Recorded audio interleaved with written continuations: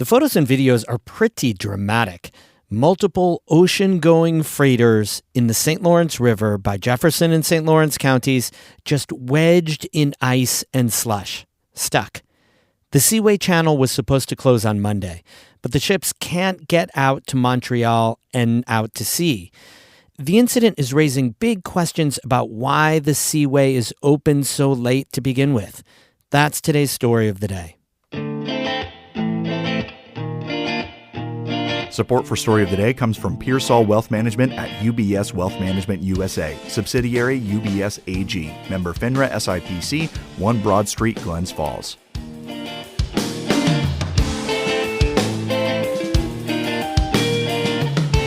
Hey, I'm David Sommerstein. It's Thursday, January 8th. First up, a school district that includes schools on the St. Regis Mohawk Reservation says it's made staffing changes and removed wooden timeout boxes.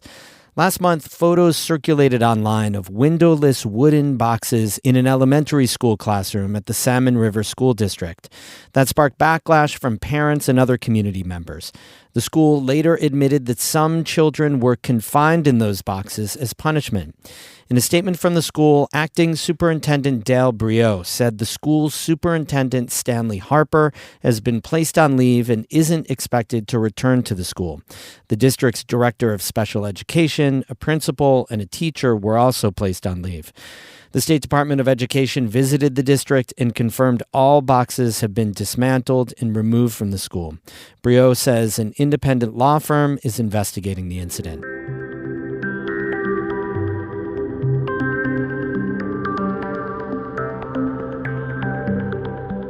There are massive ships stuck in the St. Lawrence River. Ice is building up around the locks that allows ships to transit between Lake Ontario and Montreal. The St. Lawrence Seaway's navigation season was set to close on Monday, but winter had other plans. Catherine Wheeler spoke with Michael Folsom, a longtime Seaway observer who runs the Seaway Ship Watchers Network. He says the current situation is almost unheard of since the Seaway opened in 1959. It's kind of crazy to think that, these giant ships aren't able to navigate through ice. But, when you have a large vessel that doesn't have much force and power behind it from the get-go, ice 12 inches thick can hold it up, believe it or not. In the scenarios we're looking at right now, the ice buildup is really condensed in the areas of the locks. And that's where most of the issues are occurring. So, as ice breaks up, those ice flows continue to move toward the locks. And as a ship pushes forward, it pushes the ice in with it. And from there, it creates a narrower entrance and or exit. So it's really creating what I like to call a cork in the bottle.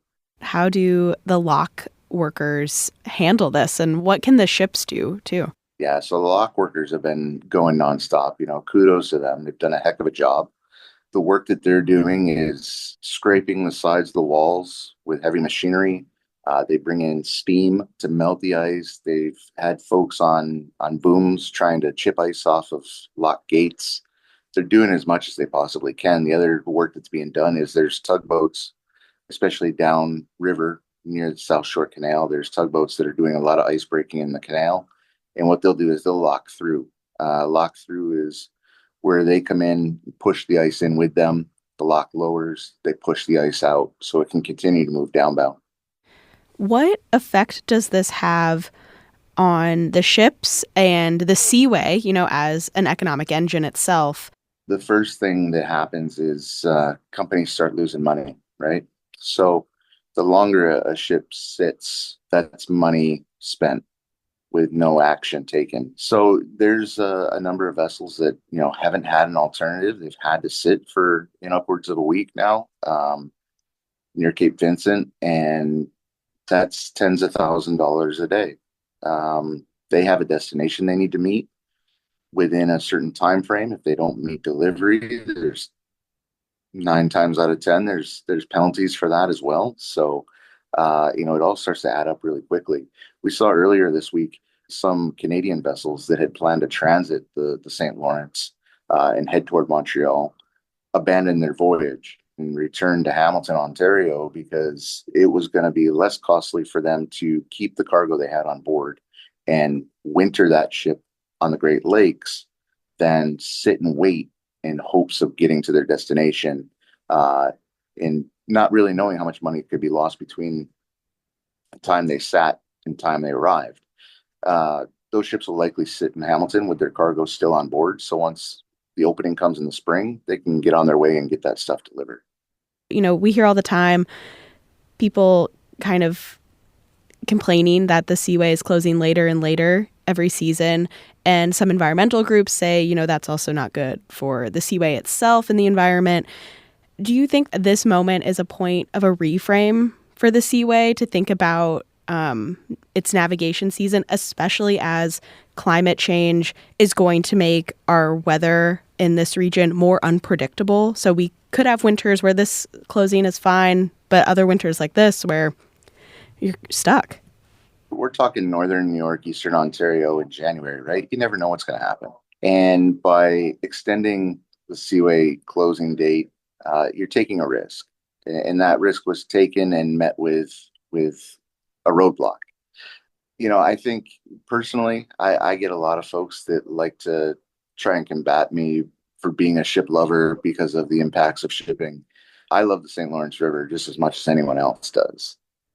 I have an interest and passion in the boats that travel it. I will say this, that based on this unprecedented moment, I think the backlash that the Seaway may receive during this off season is likely warranted. We're in a situation where ships being at anchor in Cape Vincent and iced in has not occurred. Like, that's not something that happens. And if the Seaway had closed a week and a half, 2 weeks prior, we wouldn't have been in this situation. The Seaway's closed 9 times in January since 1959. 9 times. 8 of those have come since 2013. So that's just further proof that the Seaway is trying to, extend and get as much out of the navigation season as possible. And that's fine. From a business perspective, that makes sense. But at the same time, too, some other elements need to be considered. And this is clearly showing those need to be considered strongly moving forward. Because based on some data you had posted, we're kind of hurtling toward the possible latest closing date of the Seaway in its existence.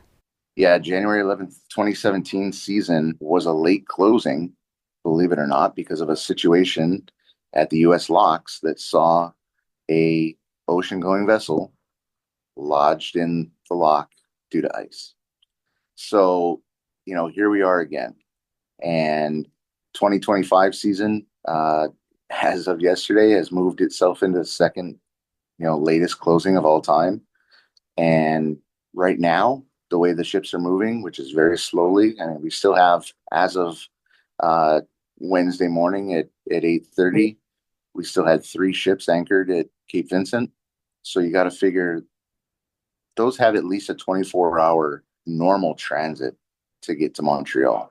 There's nothing normal about their transit right now. So even if you look at it from a bigger perspective right now and factor in all the things that are occurring, it's easily going to close by the weekend at the earliest. That was Michael Folsom of the Seaway Ship Watchers Network speaking with Catherine Wheeler.